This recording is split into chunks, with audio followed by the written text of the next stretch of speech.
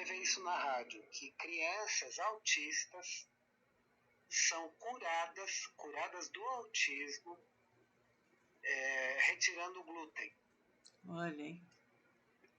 E hoje existe uma hipótese, que eu acho que é bem forte e não é tão divulgada, que o próprio Alzheimer é provocado pelo glúten. Ah, e o glúten tem só no pão, André? Então, tem no pão, tem no macarrão, tudo que vai farinha de trigo. Ah, tá. Mas a gente substitui por pão sem glúten. O macarrão, pode ser aquele macarrão Ah, tem como a gente substituir.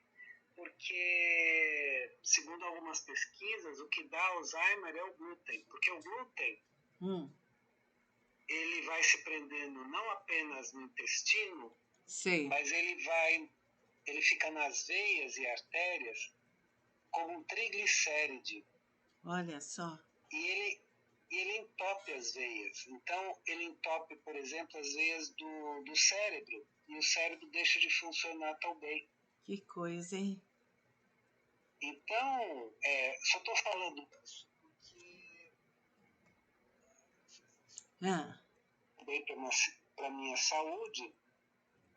E tem muitos clientes meus que já estão começando a fazer uma dieta sem glúten, também estão tendo muitos benefícios para a saúde. Ah, é bom, hein, André? E você tem alguma indicação de livro?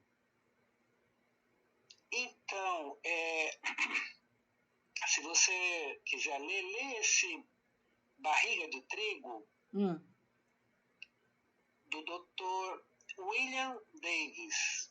William, W-I-L-L-I-A-M, Davis é D-A-V-I-S. Tá. E aí vai te mostrando tudo o que aconteceu, por que o trigo, atualmente, que ele foi muito modificado, Sim. Faz tanto mal à saúde das pessoas. Eu falo isso porque existe uma forte hipótese, atualmente, que o Alzheimer seja provocado pelo trigo. Olha, foi bom você falar. E o alimento integral, por exemplo, pão integral, tem trigo também, então, né? Infelizmente, o alimento integral tem o mesmo glúten. Ah, certo. É bom saber. De forma integral. Ah, então, certo. Se puder fazer a substituição, eu fiz há 1 ano e meio essa substituição. Nossa, que bom, hein, André? E isso fez muito bem para a minha saúde. Ah, eu vou procurar. Evitaria problemas mais sérios, né? No futuro, né? Inclusive cerebrais, vamos dizer assim. Então, eu vou avisar também o Paulo André e o André e a Denise. A Denise já usa sem glúten, porque deu que ela tem problemas detectaram que ela tem problemas com glúten, então não usa. Ela tem doença celíaca? Não aparece, mas eu sei que deu lá num teste que foi feito, que ela não pode usar nada nem com glúten, nem com lactose. Tá. Então, que ótimo para ela. Isso vai dar um benefício maravilhoso para a saúde dela. E ela está seguindo. E ótimo isso. E ela vai te dar todas as dicas do que você fazer, das substituições corretas e tudo mais. Porque isso vai fazer muito bem para a sua saúde. Inclusive, em termos de obesidade. Ah, que bom. Eu não sei se você reparou, mas eu emagreci bastante. Você emagreceu, sim. Daqueles programas antigos, né, que eu fazia para os programas atuais. E foi basicamente cortando glúten. Nossa, que bom, hein, André? A minha neta, a filha do Paulo André, Letícia, ela também não usa o glúten. Nem o glúten e a lactose, que deu problema para ela também, então ela não usa.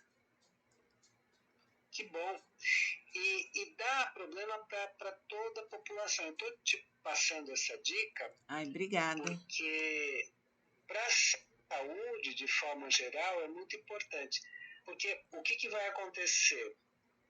Primeiro, quando a gente corta, o glúten sai do intestino, porque ele atrapalha toda a nossa digestão, ele fica grudado. Olha que coisa, no intestino, né? Primeiro ele sai do intestino, mas isso é mais rápido. E depois que ele vai sair das veias e artérias, dos triglicéridos, né? Mas isso é mais lento.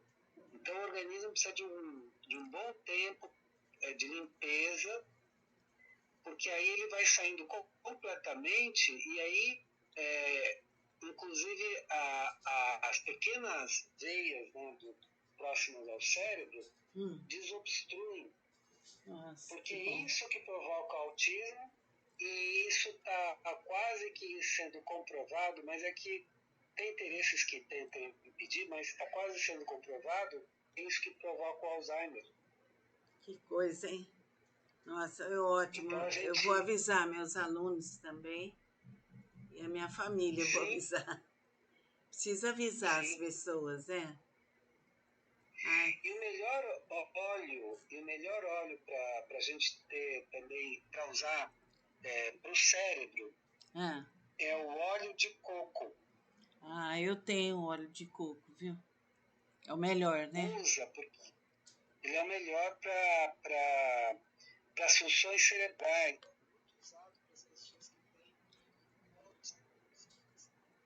Nossa, que bom, André.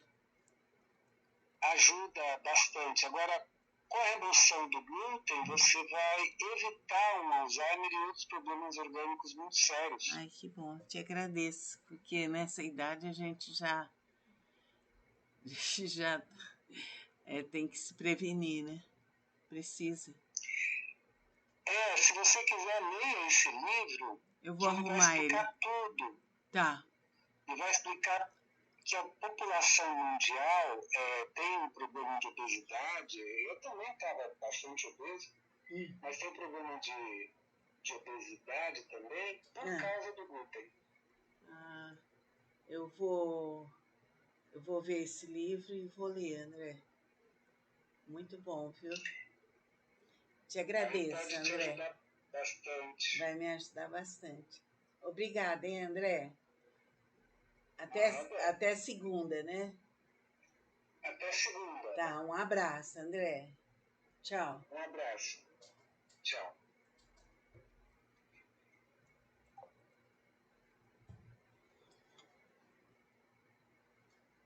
Vamos continuar hoje lendo o livro A Medicina da Alma, Medicina Psicossomática, do professor Norberto Kepp. A primeira parte é As Neuroses, capítulo 1, a vida, capítulo 2, a histeria, típica doença da alma, capítulo 3, a conduta humana, capítulo 4, o médico da alma, capítulo 5, o neurótico, capítulo 6, a morte. Então, vamos começar na página 27. A ciência tirou o aspecto pornográfico do sexo e hoje em dia os pais já conseguem abordar essa questão com seus filhos. No entanto, não se pode descer em certas minúcias desnecessárias, assim como não se narra detalhadamente certos hábitos naturais. Essa comparação poderá servir de medida até onde devemos ou não chegar. Freud exagerou a importância do sexo, tendo chegado a dizer que toda a sua libido estava interessada pela guerra, 1914. Ele tentou abranger toda a vida psíquica dentro da energia sexual. Se considerarmos o homem dentro do seu plano, unicamente biológico, ele teria razão. Hoje, a psicanálise moderna aceita outros elementos. Nesse caso, o mestre do inconsciente deveria ter falado: toda a minha vida psíquica está interessada pela guerra. Sabemos que a neurose se fundamenta, em sua maior parte, no sexo, mas não nele diretamente, mas nas chamadas tendências prazerosas, necessidade de apoio, de autoafirmação, de prazer, etc. A neurose surge para tentar conservar o que de animal existe no indivíduo. Neste caso, temos que admitir que a humanidade caminha para uma evolução paulatina, na qual culminará com a predominância dos elementos mais condizentes à personalidade humana, as qualidades culturais, artísticas, os valores morais, espirituais e científicos. A psicanálise é o maior testemunho dessa evolução, no sentido pessoal e da própria ciência. Por esse motivo, ela não se presta para ser manipulada por indivíduos inescrupulosos, caso as queira obter a cura de neuróticos. A formação de especialista é fator de importância fundamental, e nem todos os que se candidatam nas várias escolas alcançam um nível de identidade suficiente para trabalhar honestamente com os problemas mais íntimos da mente humana.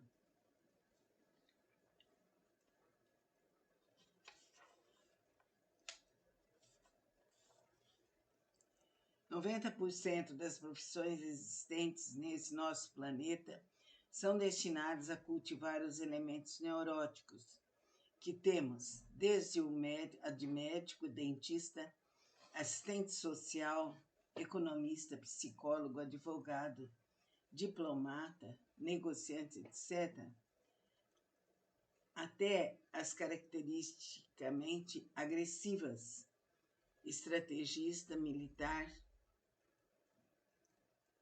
espionagem e outras. As atividades tipicamente construtivas, como as de engenharia, agricultura, agronomia, etc., também são mescladas com os elementos neuróticos.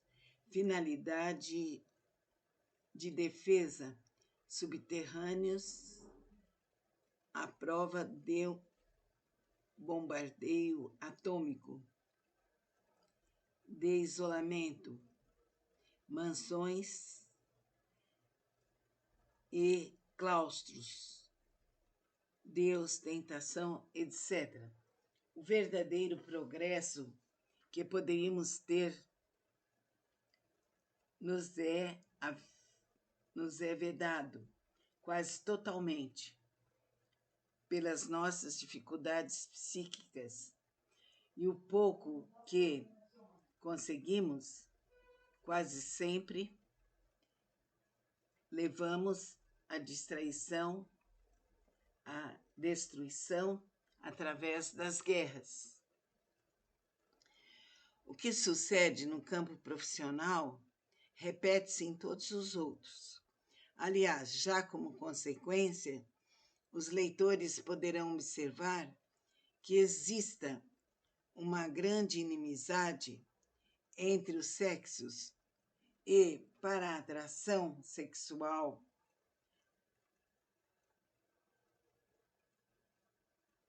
periclite, acabam-se como por encanto as qualidades mútuas e passam a se odiar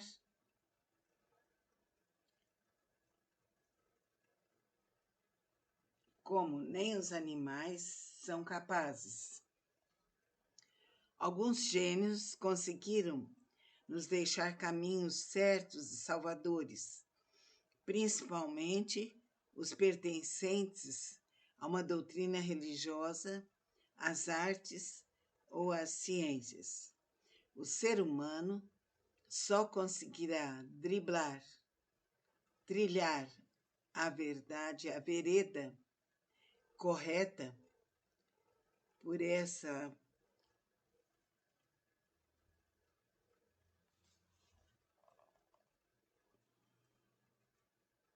tríade.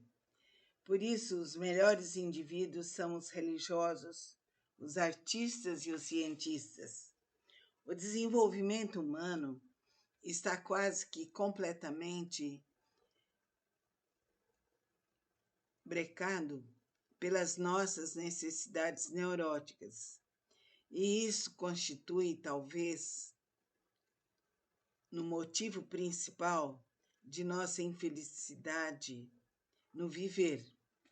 Temos todos os impulsos mais legítimos bloqueados e cada vez que não conseguimos realizar nossos anseios, caímos em depressão. A psicanálise moderna está retirando sua antiga cegueira aos fatores mais importantes ao espírito e reconhecendo que o neurótico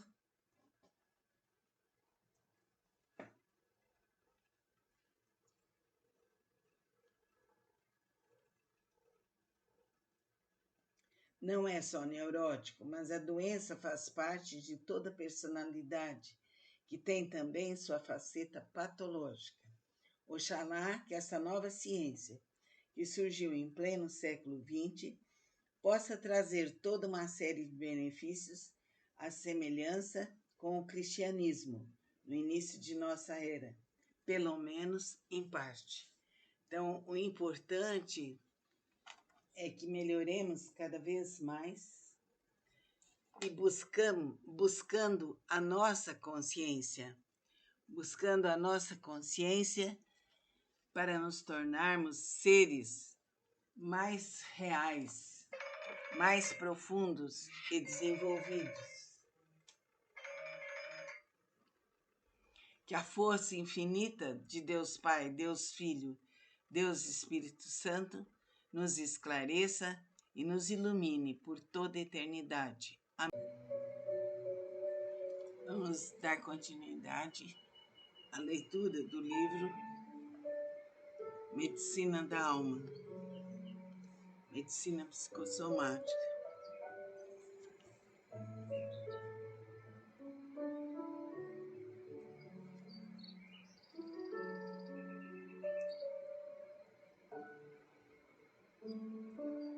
O doente é o indivíduo que precisa desmesuradamente de afeto. Não sabe viver de modo maduro e assumir todas as responsabilidades atinentes aos seus encargos, escolhendo sempre o caminho da regressão ao estado paradisíaco intrauterino.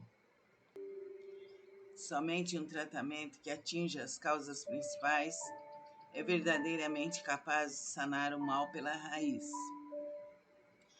É o que a psicanálise faz dia a dia.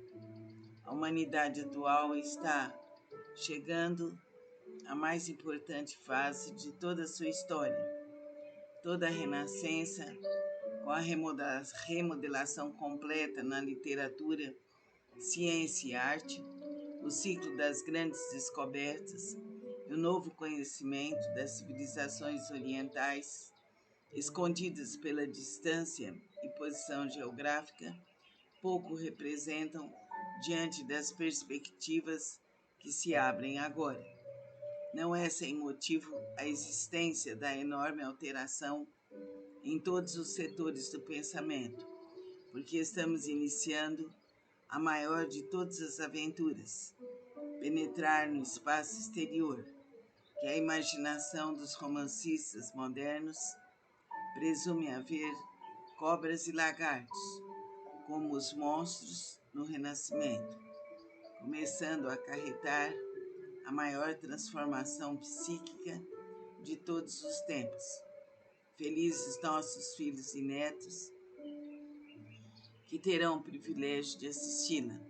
Esse livro pretende, muito modestamente, mostrar uma nova ordem de fatos iniciada há alguns anos, um tanto difícil de ser aceita, por pertencer ao domínio do inconsciente, mas que segue os padrões comuns da nossa ciência positiva.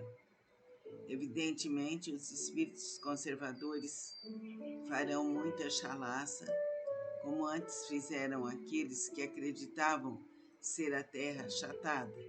Como os navegadores antigos, temos que evoluir e tentar abarcar todos os aspectos do ser humano para ajudá-lo na saúde e na doença. O restante é secundário. A ajuda que a psicanálise dá é maravilhosa, é especial mesmo. E tudo se processa dentro do autoconhecimento, da realização constante mesmo, da análise individual e da análise grupal. É a análise que abre os caminhos do nosso inconsciente e pode nos libertar. Preste atenção nesse texto que foi lido e no próximo encontro nosso faremos um estudo sobre as neuroses. Vamos continuar hoje lendo o preâmbulo do livro Medicina da Alma, Medicina Psicossomática, do Dr. Norberto Kepp. Uma das constatações mais impressionantes da ciência moderna é a existência de doenças do espírito, chamadas vulgarmente como problemas emocionais ou complexos. Deste modo, criou-se uma profissão sui generis, isto é, diferente das demais, dedicada a um tipo de terapia sem medicamentos, algo um tanto abstrato, uma medicina da alma. Essa é a profissão do psicanalista.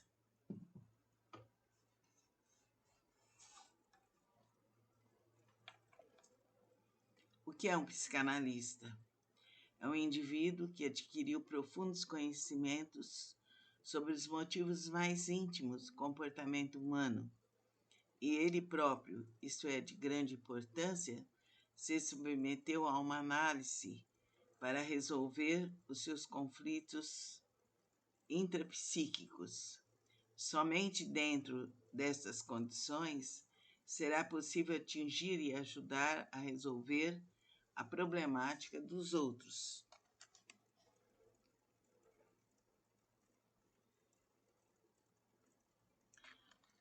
Ajudar a resolver e não ele próprio resolver, porque a semelhança com o remédio que faz papel de coadjuvante ao restabelecimento físico, na psicanálise é a palavra a responsável pelo mesmo efeito.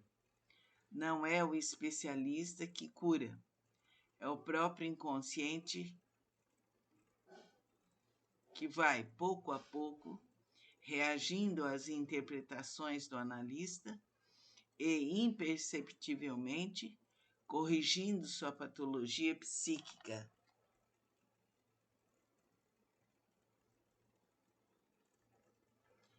O psicanalista pode ser um médico, um psicólogo ou uma pessoa com formação universitária, mas que tenha conhecimentos aprofundados sobre psicopatologia. Qualquer profissional que não satisfaça essa exigência está fadado ao insucesso.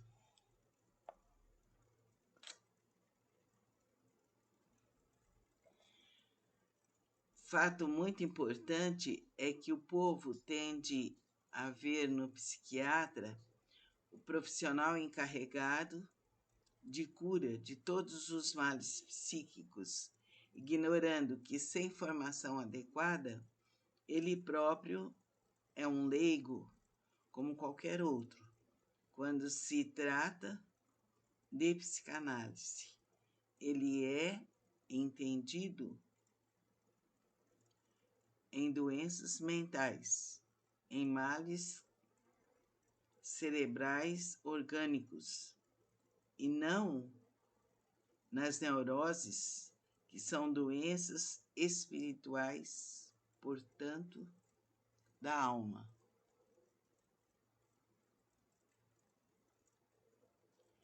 Aliás, justamente neste domínio é que o homem é exigido de modo integral, ou melhor, ele tem que possuir capacidade de se dedicar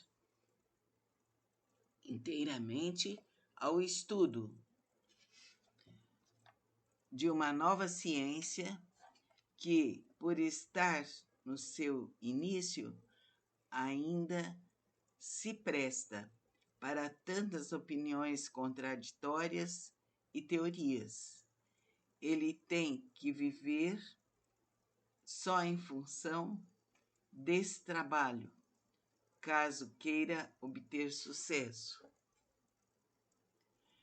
E o que essa ciência está descobrindo?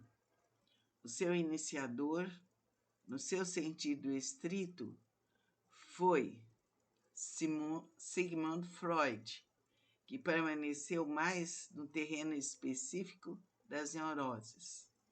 Em seus escritos, deixou entrever um desenvolvimento da psicanálise em outros setores, no campo da educação, das doenças mentais, etc. Porém, somente com Franz Alexander, fundador do Instituto de Psicanálise de Chicago, é que ela ingressou definitivamente no domínio também das outras doenças.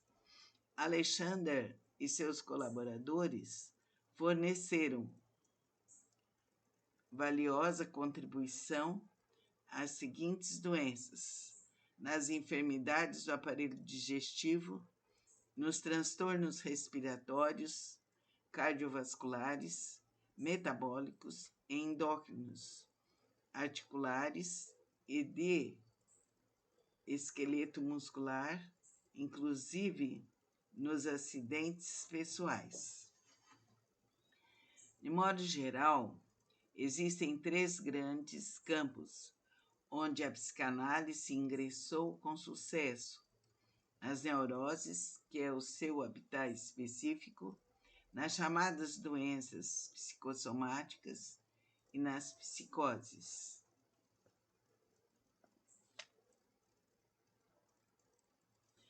Para se compreender de modo mais completo o valor destas descobertas, é necessário penetrar um pouco no domínio do abstrato da filosofia.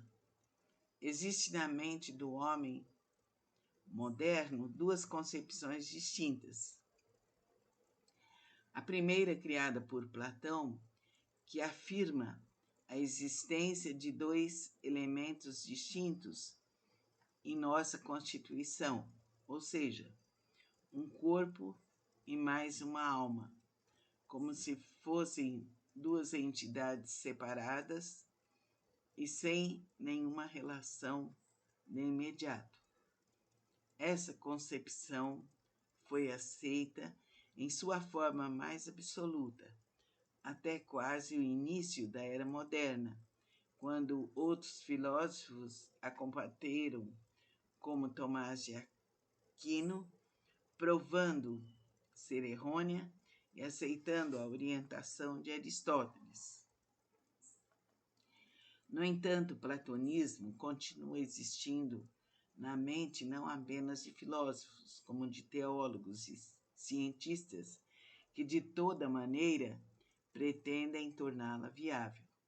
Na psicologia profunda, tal influência é notável, e nem mesmo Freud foi imune, pois reiteradas vezes fez distinção entre o orgânico e o psíquico.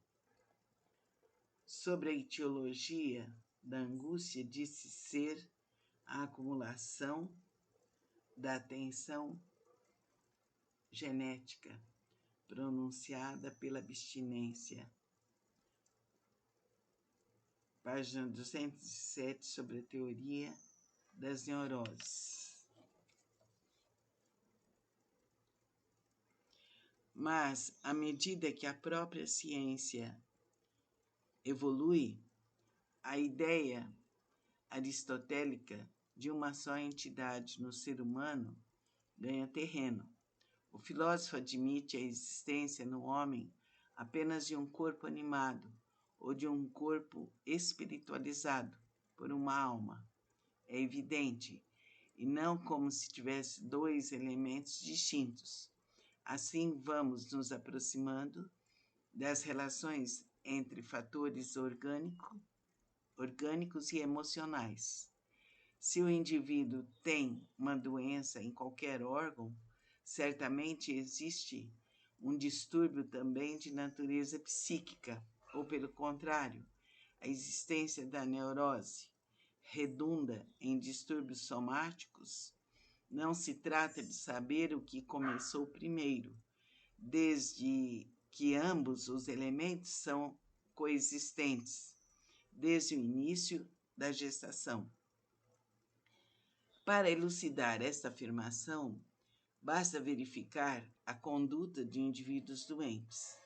Por exemplo, os cancerosos, enquanto eles aceitam a própria existência, continuam sofrendo ou não, mas com vida, no dia que admitem que poderão falecer, a sintomática cresce assustadoramente e, em pouco tempo, chegam ao desenlace. Grande parte das pessoas gastroectomizadas continuam apresentando a mesma sintomática, a ponto de alguns professores de cirurgia admitir psicólogos em suas clínicas para preparar aqueles que devem ser operados. Trabalho realizado regularmente pelo professor de cirurgia do Hospital das Clínicas da Faculdade de Medicina de Montevideo. O reverso acontece também com a existência de sintomas sem o comprometimento orgânico. Na clínica cirúrgica do professor Edmundo Vasconcelos, não é raro um paciente apresentar todos os sinais típicos de uma retocolite ulcerativa, sem que haja comprovação de úlceras pelas chapas radiográficas e demais exames. O ulceroso tem uma psicopatologia específica e cada moléstia apresenta suas características emocionais. Alguns médicos chamam de doenças psicossomáticas somente aquelas nas quais não haja um processo orgânico. Porém, é uma ideia muito falsa, desde que a existência de uma lesão será apenas questão de tempo, e mesmo que não venha a suceder, continua a haver os sintomas dolorosos. E qual seria o papel do psicanalista nessas doenças? O primeiro fato que é necessário pôr em evidência é que o analista é um médico da alma e não do corpo. Isto é, ele tem que dar toda a sua atenção aos problemas emocionais do cliente, vendo os seus sintomas físicos como uma intercorrência. Ele não receita ou recomenda medicamentos, porque seria contraproducente desviar a atenção da etiologia psíquica da moléstia. A finalidade principal do processo de psicoterapia é a de levar o indivíduo a assumir responsabilidade pelo seu mal físico e não a transferência para um clínico, não a transferi-la para um clínico. O inconsciente é quem escolhe a moléstia, o modo da existência e morte. Somente ele poderá ser responsabilizado pelo destino de cada ser humano no seu aspecto são e patológico. A escolha do tipo de cônjuge, da profissão, etc., depende dos impulsos e tendências em sua maior parte desconhecidos pelo seu possuidor, mas perfeitamente esclarecidos através de uma análise. O homem é doente, mas muito mais no seu espírito. Essa é uma grande verdade, difícil de ser admitida pela maioria, e por um motivo muito simples. Quem aceita essa descoberta já tem mais da metade de sua problemática resolvida. Chegará, assim, um dia em que haverá a criação de faculdades de psicoterapia, nas quais se estudarão todos os aspectos das moléstias da alma, como hoje é feito nas faculdades de medicina com as doenças do corpo. O mais curioso disso tudo é que até agora tal coisa não tenha sido feita. O número de neuróticos precisando de tratamentos urgentes é bem maior do que a dos indivíduos portadores de outras moléstias. E o que é mais lamentável, a formação de um psicoterapeuta é muito mais difícil do que a dos outros profissionais. Uma das finalidades desse livro é a preconização dessas faculdades, pois com absoluta certeza a sociedade que primeiro as instituir colherá imediatamente seus incontáveis benefícios, servindo de lição para as outras. O homem moderno, quando é atingido por uma doença orgânica, procura imediatamente os meios terapêuticos tradicionais, jamais passando-lhe pela cabeça a ideia de verificar o que se passa com a sua vida emocional. O próprio leitor certamente esboçará um riso de mofa diante de tal afirmativa. Numa aula que pronunciei, aventei a necessidade de um doente constantemente atingido pelos mesmos sintomas, como resfriados, gripes, colites, gastrites, etc., procurar um médico da alma, provocando risadas. No entanto, chegará o tempo em que as doenças da alma ocupem um lugar de maior importância em todos os fatores etiológicos somáticos. É evidente que isso dependerá de maior evolução no gênero humano, mas isso vem ocorrendo para o agrado e o desagrado de muitos. Em minha experiência no Hospital das Clínicas, notamos relação entre a patologia neurótica e a orgânica, no seguinte sentido: em doentes do aparelho digestivo, a sua problemática está localizada mais nas fases oral e anal. Os doentes cardíacos têm fortes tendências obsessivas. Os do aparelho respiratório são extremamente fracos quanto ao próprio ego.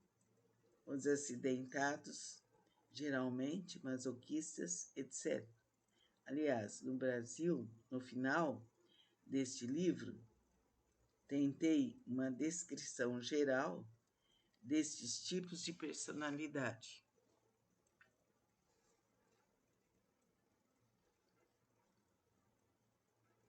Grande número de psiquiatras e médicos psicossomaticistas recorrem frequentemente aos medicamentos devido às dificuldades de cura que as doenças psíquicas oferecem.